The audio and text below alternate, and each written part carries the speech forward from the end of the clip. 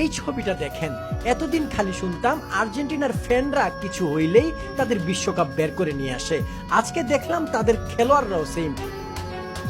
এই যে গতকাল রাতের ম্যাচে ভিনি এমন খেলা দিছে যে ম্যান অফ দ্য ম্যাচ হইছে, তার জন্য মরিনিও রেড কার্ড খাইছে, সুদাকপ রেড কার্ড খাইছে, বেনফিকা গোল খাইছে, ফার্স্ট লেগে ঘরের মাঠে তারা হারছে।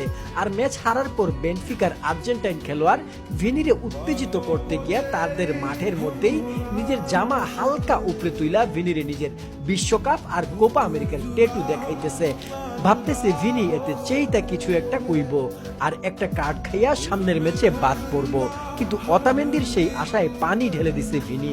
উল্টা অতামেন্দির কথায় হাইসা হাইসা যেন ভিনি কইল, তুমি আমার ওয়ার্ল্ড কাপ দেখাও, অথচ আমার দেশের যে কয়টা ওয়ার্ল্ড কাপ আছে তা তো পুরো বিশ্বের আর কোনো দলের কাছেই নাই। আগে লেভেলে আসো ভাইয়ে, তারপর গেঞ্জি তুইলা পেট দেখাইও। তুমি তো এখনো বুঝতেছো না খেলা যে কোন লেভেলে চলতেছে।